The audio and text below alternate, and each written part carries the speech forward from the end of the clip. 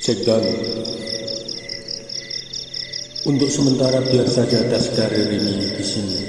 Mari kita keluar menyiapkan makan malam yang tertunda gara-gara tikus, juga gara-gara tas karir ini.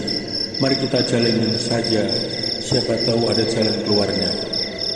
Kemudian mereka berenam keluar dari gua, membagi tugas untuk menyiapkan makan malam dan minuman hangat. Seperti 2 tahun lalu, layaknya Val, Boy Gatot dan Taat Sugriwo segera mengambil air dengan menampung tetesan air. Sementara Sunaring Sasi merebus sisa air yang dibawa dari Ranu Kumbolo untuk membuat minuman panas. Tidak berapa lama Boy Gatot dan Hambali kembali dari mengambil air yang ditadah di tetesan air guna memasak nasi ikan jambal siap saji untuk berenam. Tentu makan malam kali ini terasa enak selagi perut lapar ditambah dengan udara yang dingin sekali. Selesai minum hangat dan makan malam, kini mereka berenam duduk membuat lingkaran. Dan Subroto memberi arahan untuk yang akan dilakukan esok hari sampai tengah malam. Rekanku semua, aku tahu jiwa kesetia kawanan kalian. Masih ada waktu untuk kalian berlatih. Sasi yang sudah tidak jijik lagi dengan tikus, berlatihlah dengan Yus Eko untuk memantapkan jurus-jurus kalian. Boy Gatot dapat melatih staminamu, sementara Hambali sebagai atlet panan dan gulat, aku serahkan kepadamu apa yang bisa kau berbuat. Aku kurang begitu memahami. Tugas kita selanjutnya adalah melakukan tamasa petualangan sambil menemukan dakon ada di mana, atau mencari dakon sambil tamasa. Hambali tidak usah khawatir dengan si kembar. Kalau memang mereka sejalan dengan tugas kita, pasti ada jalan lain yang mempertemukan. Serahkan segalanya kepada yang menciptakan kehidupan ini. Kita manusianya mampu menjalani. Hambali. Amin, amin. Terima kasih, Jack. Kini hatiku berangsur-angsur lega. Aku percaya dengan apa yang kamu katakan. Kesanggupan mengemban tugas. Checkdown Subroto. Sekarang pertanyaanku hanya satu.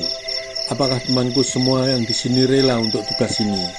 Tugas ini tentu berat karena kita belum tahu apa dan yang akan terjadi pada diri kita dengan melihat petualangan 2 tahun lalu.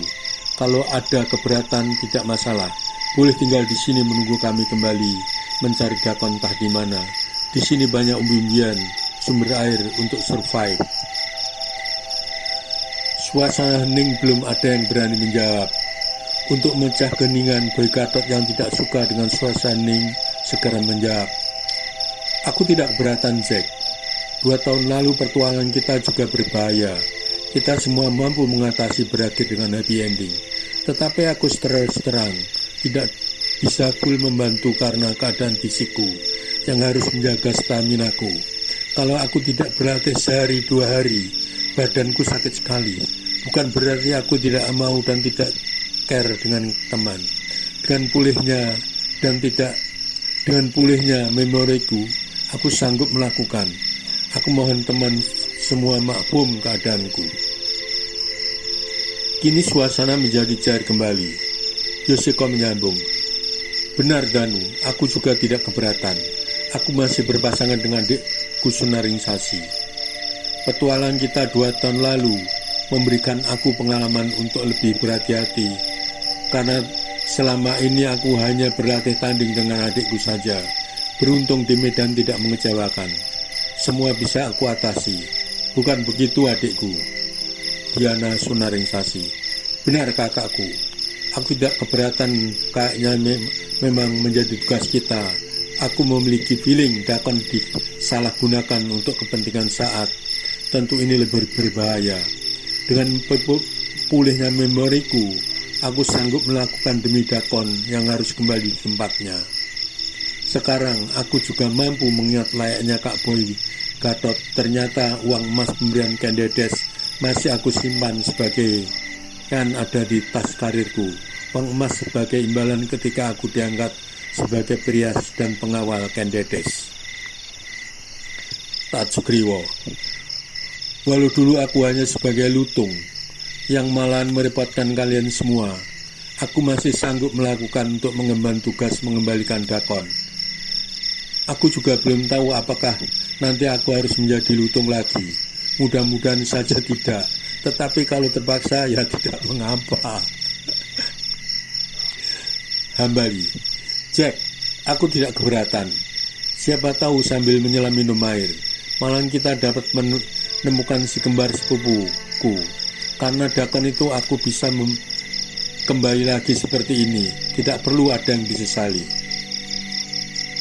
Jack dan Broto. Sasi tadi bilang Dakon disalahgunakan. Seperti apa gambar yang kira-kira dapat Sasi utarakan di depan kita ini semua? Dalam saat yang sangat kritis seperti sekarang ini, Diana Sonaring Sasi selalu memberi analisa yang mendekati kenyataan. Maka ia mencoba menjelaskan pada teman-temannya. Kita masih ingat bukan bagaimana Kak Hambali dengan saudara kembarnya terlempar ke era 2060. Juga bagaimana Kak Taat Sugriwo dengan terpaksa harus berubah menjadi lutung. Pasti Dakon digunakan untuk mempertahankan sekaligus memperluas kekuasaan dengan menghukum lawan-lawan melalui Dakon dengan memainkan tanpa harus mengikuti aturan permainan. Akibatnya bisa ditebak. Lawan tidak akan pernah menyangka akan menjadi apa ketika disuruh mainkan Dakon, sehingga tidak membahayakan bagi pemegang kekuasaan. Diana Sonaring Sasi berhenti beberapa saat sambil melihat perangai sahabatnya agar terbakar semangatnya mengembalikan Dakon ke tempatnya semula. Mereka yang mendengarkan penjelasan Sonaring Sasi baru menyadari bagaimana Dakon dapat digunakan untuk menghukum seseorang tanpa menyakiti, tetapi membuat orang jera. Diana Sonaring Sasi meneruskan analisa feelingnya. Kalau melihat peristiwa yang menimpa Kak Hambali, tentu Dakon dapat digunakan untuk menghukum seseorang tanpa bisa kembali ke tempatnya. Dan kalau melihat peristiwa yang menimpa Kak Taat Sugriwo, tentu Dakon dapat digunakan untuk merubah lawan menjadi lemah. Tentu dia dapat melakukan perlawanan lagi. Lagi-lagi Diana Sonaring Sasi berhenti sejenak sambil menarik napas panjang, ingin mengetahui reaksi teman-temannya, tetapi tidak satu pun temannya menyanggah apa yang sedang diutarakan oleh Diana Sonaring Sasi. Maka Diana Sonaring Sasi meneruskan, nah, temanku semua, betapa bahayanya Dakon bila jatuh ke tangan manusia yang tidak bertanggung jawab. Dakon layaknya pisau akan digunakan untuk apa? Man behind the gun. Nah, teman, apakah analisa ini bisa diterima? Boy Gatot, sangat masuk akal Sasi. Aku bisa menerima walau aku belum pernah dihukum. Mungkin Taat Sugriwo dapat memberi gambaran mengenai apa yang pernah dia alami.